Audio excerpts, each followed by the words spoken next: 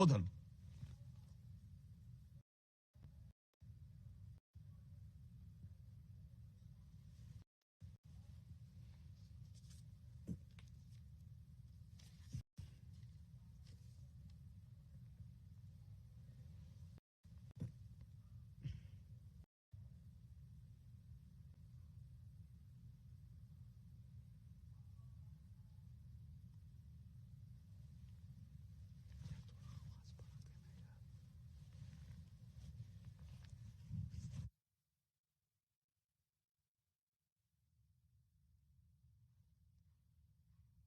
मेरे प्यारे देशवासियों, नमस्कार। कोरोना के खिलाफ देश आज फिर एक बहुत बड़ी लड़ाई लड़ रहा है। कुछ सप्ताह पहले तक स्थितियां संभली हुई थी और फिर एक कोरोना की दूसरी वेव तूफान बनकर आ गई। जो पीड़ा आपने सही है, जो पीड़ा आप सह रहे हैं, उसका मुझे पूरा एहसास है।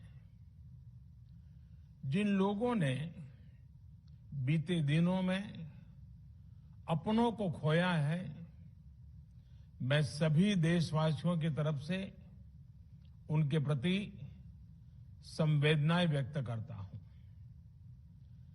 परिवार के एक सदस्य के रूप में मैं आपके दुख में शामिल हूं।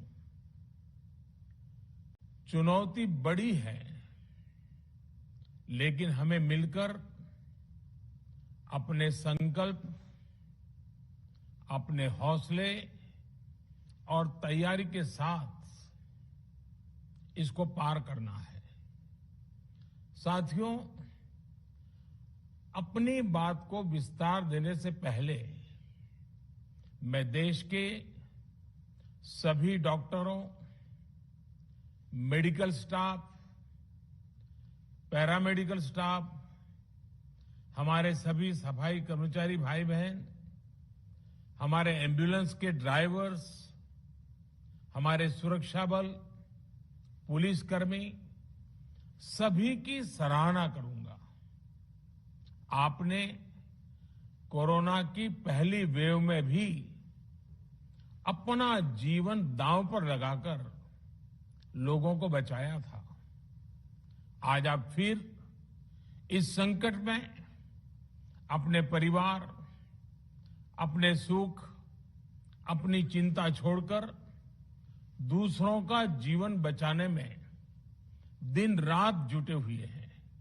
साथियों, हमारे शास्त्रों में कहा गया है, त्याज्यम न धैर्यम विदुरेऽपि काले, अर्थात कठिन से कठिन समय में भी हमें धैर्य नहीं खोना चाहिए।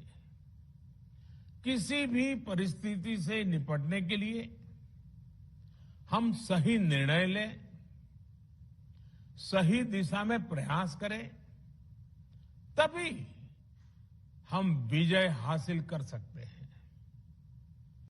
इसी मंत्र को सामने रखकर आज देश दिन रात काम कर रहा है। बीते कुछ दिनों में जो फैसले लिए गए हैं, जो कदम उठाए गए हैं, वो स्थिति को तेजी से सुधारेंगे। इस बार कोरोना संकट में देश के अनेक हिस्से में ऑक्सीजन की डिमांड बहुत ज्यादा बढ़ी है। इस विषय पर तेजी से और पूरी संवेदनशीलता के साथ काम किया जा रहा है। केंद्र सरकार, राज्य सरकारें, प्राइवेट सेक्टर, सभी की पूरी कोशिश है कि हर जरूरतमंद को ऑक्सीजन मिले।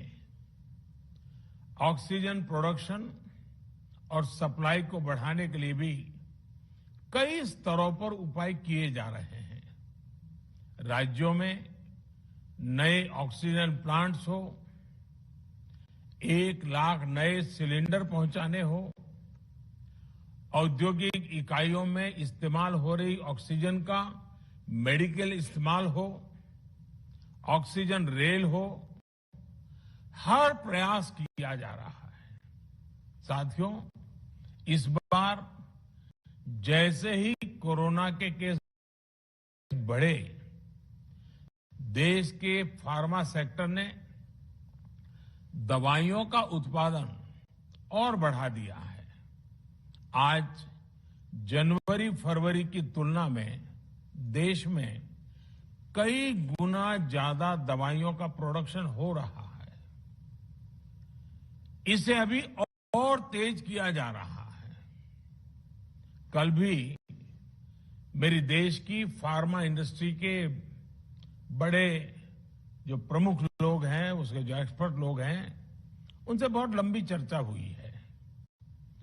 प्रोडक्शन बढ़ाने के लिए हर तरीके से दवाई कंपनियां की मदद ली जा रही है। हम सौभाग्यशाली हैं कि हमारे देश के पास इतना बड़ा मजबूत फार्मा सेक्टर है जो बहुत अच्छी और तेजी से दवाइयां बनाता है। इसके साथ ही अस्पतालों में बेड की संख्या को बढ़ाने का भी काम तेजी से चल रहा है। कुछ शहरों में ज्यादा डिमांड को देखते हुए विशेष और विशाल कोविड हॉस्पिटल बनाए जा रहे हैं। साथियों, पिछले वर्ष जब देश ने कोरोना के कुछ ही मरीज सामने आए थे, उसी समय भारत में कोरोना वायरस के खिलाफ प्रभावी वैक्सीन के लिए काम शुरू कर दिया था। हमारे वैज्ञानिकों ने दिन रात एक करके बहुत कम समय में देशवासियों के लिए वैक्सीन विकसित की है।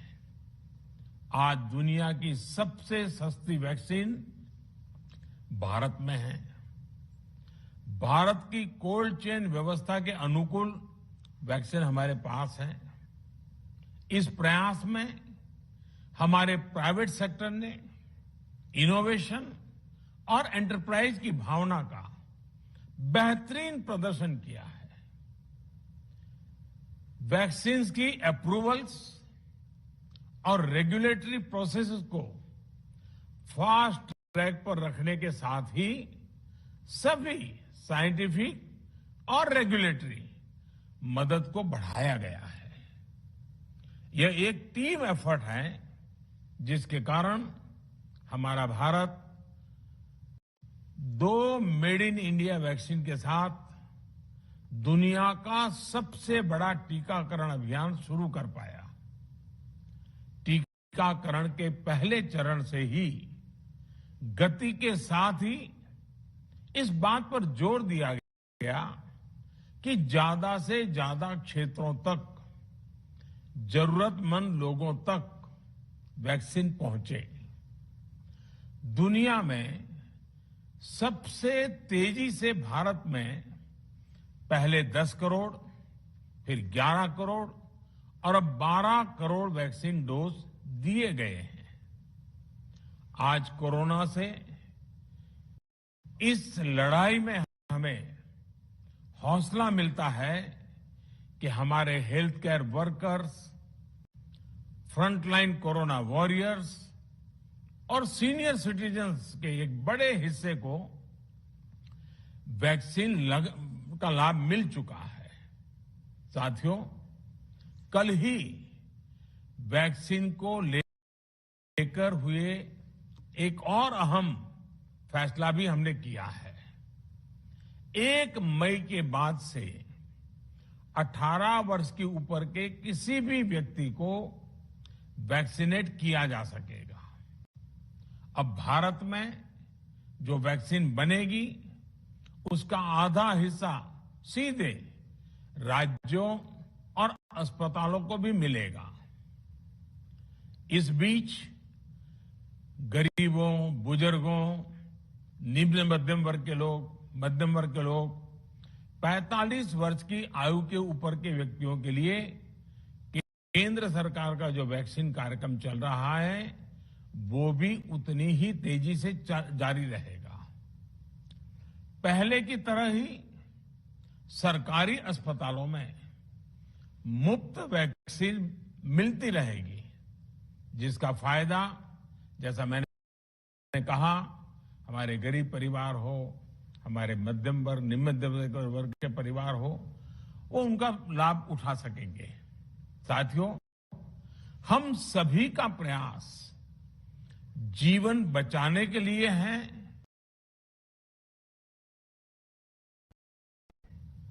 और जीवन बचाने के लिए तो है ही।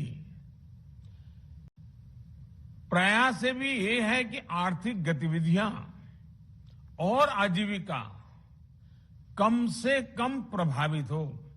प्रयास का तरीका यही रखा जाए। वैक्सीनेशन को 18 वर्ष की आयु के ऊपर के लोगों के लिए ओपन करने से शहरों में जो हमारे वर्कफोर्स है उसे तेजी से वैक्सीन उपलब्ध होगी। राज्यों और केंद्र सरकार के प्रयासों से श्रमिकों को भी तेजी से वैक्सीन मिले लगेगी।